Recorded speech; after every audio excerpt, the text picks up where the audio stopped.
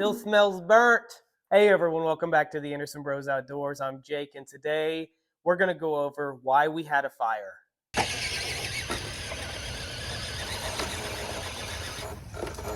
Uh-oh, smoking. Uh-oh. Oh shit, we got fire. Yeah, probably do. Unplug the battery. Ah.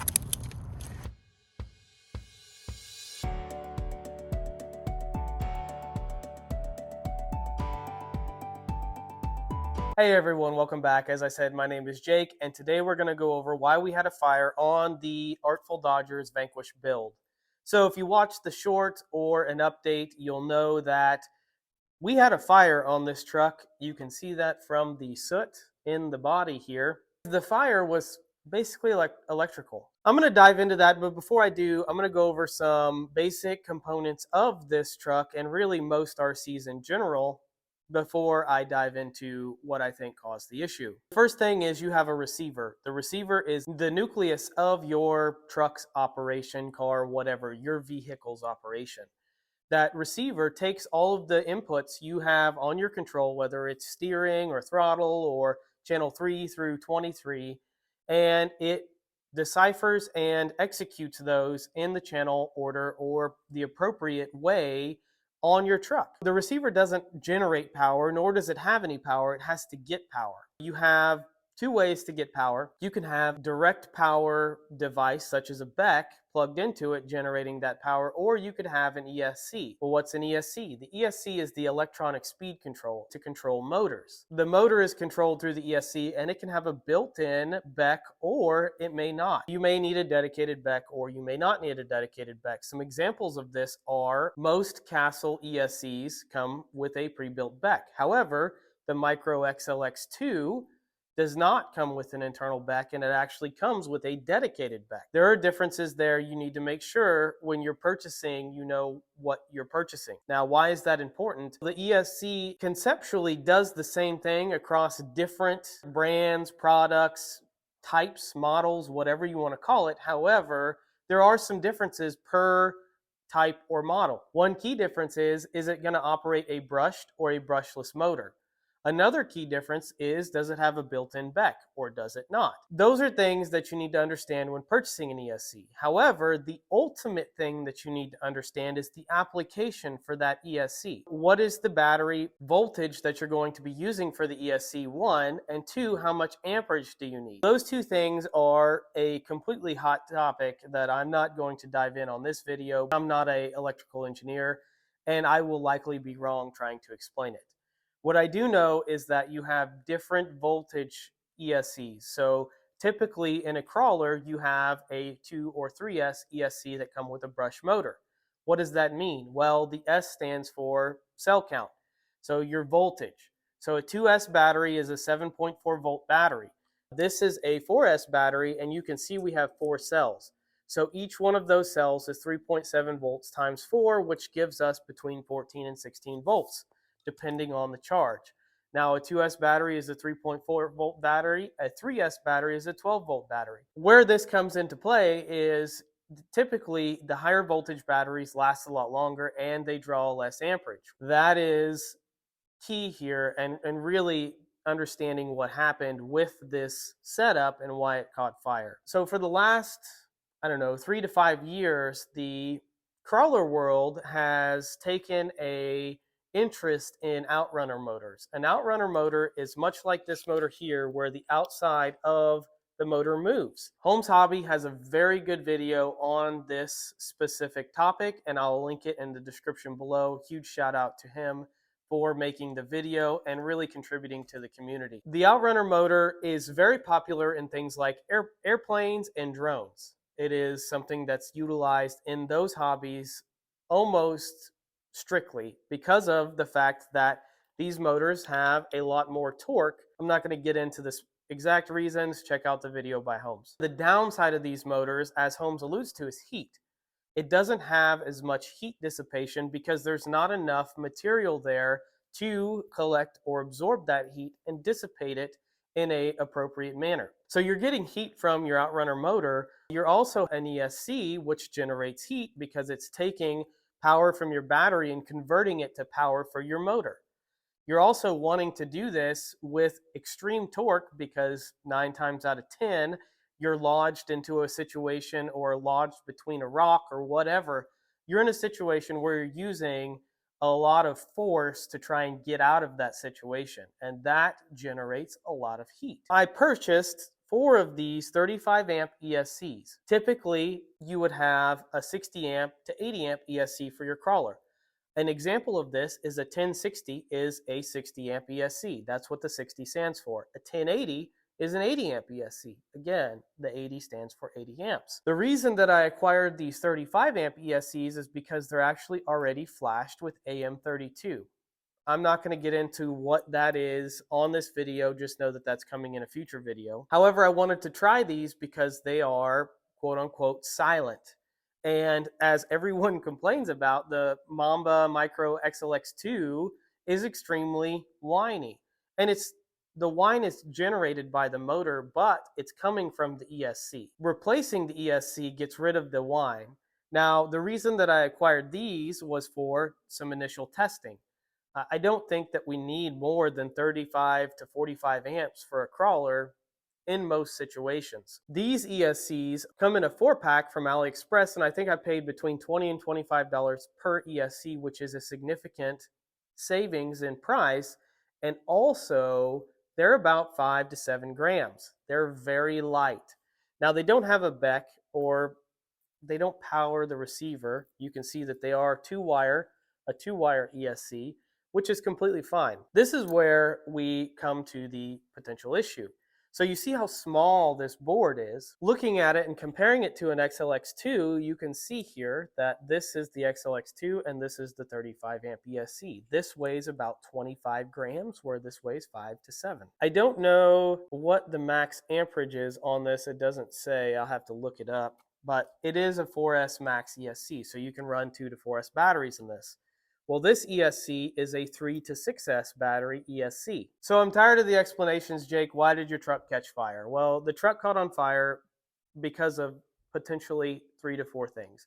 The first thing is that you see this board, you actually have to solder the motor to this board. And if you don't get the board hot enough, your solder will stick, but when this board heats up, because all boards do, it could potentially desolder. Well, desoldering will lead to wires touching and things that you don't want to happen, causing excess heat and potentially also causing the chip to burst in flames. The second big problem is that you can see how small this is. This is actually a drone ESC. Much like the Outrunner motor, drones and airplanes are constantly moving through the air at a high rate of speed. They have air to cool them down. This motor and this ESC sit under this body and it's pretty stagnant in there, and so there's really no air movement. All you're doing is sitting there adding a bunch of heat to this ESC with no way to cool it down. Not to mention, I had this whole ESC and the wires for the motor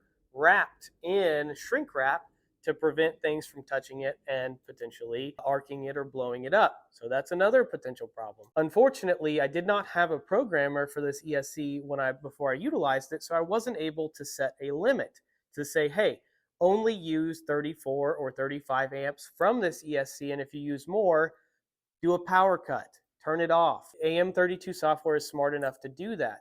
Not only that, but I wasn't able to change it from the 2200 kV to the 2000 kV in the motor is utilizing, again, generating more heat on not only the motor, but also the ESC. So really, to answer your question, I have no definitive reason as to why the ESC caught on fire because there wasn't anything left. A pile of melted plastic and whatever components are made of here. My assumption is that the ESC got hot enough to desolder one or more of these wires on either side and essentially caused everything to go up in a big steaming pile of flames. How can you prevent that? Well, I have been running in another ESC just like it in another truck, and it's been doing just fine. One of the ways that I've tried to prevent that from happening again is I actually designed and printed a tray, if you will, where I put a piece of double-sided sticky tape on the back of the ESC and I tape it to this tray. Well, from there, I take one of these racing fans for one of these race cars up here, and I screw it to that. And when the receiver turns on, so does the fan. Now, it is noisy, it is loud, but I wanted to keep testing the ESC and I wanted to do it in a more controlled, safe environment. So far, I've not had any further issues. Realistically, I think that adding some way to cool it or some sort of heat sink to the ESC will eliminate a lot of these problems. An example of that is if you look at this Rhino ESC, you can see that there is actually a heat sink on it, but there's also a bunch of shrink wrap around it. It kind of defeats the purpose of the heat shrink is there's no air movement there. So you could potentially burn up this ESC as well from the same thing. If you look at a lot of the other manufacturers, and the only reason that I have this Rhino ESC in the truck now is I am testing a bunch of different ESCs and I'm trying to see which one is the best in terms of performance. That is another discussion for another video, and it will come out in the future. Just know that when you are operating anything with high voltage or amperage and electronics, you need to be very careful and you need to ensure that you have the appropriate safeguards in place. So for example, you need to set the amperage max to whatever the max amperage is for that ESC or potentially a little less. For this 35 amp ESC, I actually set the max amperage at 32 amps. I don't want it to exceed that because if it does, it will add a lot more heat to the ESC and potentially do the same thing and burn it up. I don't really want to burn up a $1,000 plus truck, so I will put safeguards in place.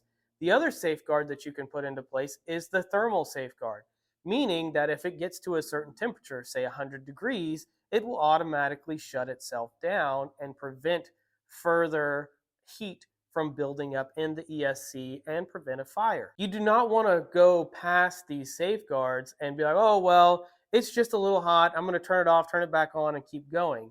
If you do that, you run the risk of really burning your truck down.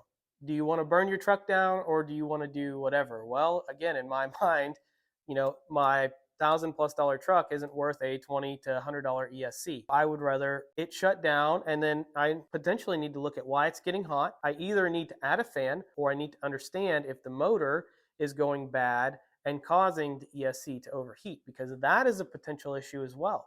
If the motor is starting to go bad, it will send that feedback back to your ESC, and your ESC is trying to push it and it's saying, no, I'm not going to go, and that will add more stress to your ESC. So there's a lot of things that come into play here. Again, not an electrical engineer, but I do know that in the world of anything, heat is potentially a bad thing. Too much of it will destroy everything. What I've done to prevent the other 35 amp ESCs from blowing up is I've added a fan to it. Now the fan is loud and obnoxious.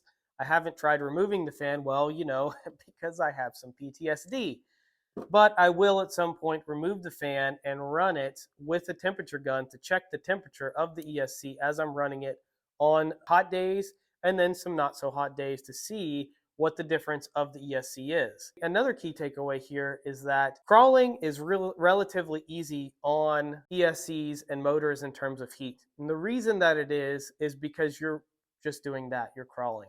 Now, if you get in a basher or a race car or something that you are essentially full throttle 50% or more of the time, that is why those vehicles have fans not only on the ESC but also on the motor, because you are using that car at max capacity or above 50 to 75% capacity for the entire life of the battery. Now for crawlers, you're doing a lot of crawling and you're not actually using a lot of throttle. Where this can hurt a crawler is when you are in a situation where you are under a lot of pressure and you're trying to get the truck to do something that it is not in a situation to do. An example would be is a huge bind. If you're in a huge bind, you're either going to break something on the truck or you're going to overheat your electronics trying to get out of that bind. Now, this is something that you're going to want to take into consideration if you're doing serious competition, and you're going to want to test out your ESC and your motor plenty before that competition to make sure you're not going to overheat and burn it up. Again, I have no definitive proof because there wasn't any left to know what actually happened, but my assumption is that everything got too hot and essentially desoldered some of the wires, and the ESC went up in smoke. Funny story is this is the battery that was being utilized when that happened. The battery is fine. There is no issues with the battery. The ESC died way before the battery did, and I was able to unplug it before any damage occurred to the battery.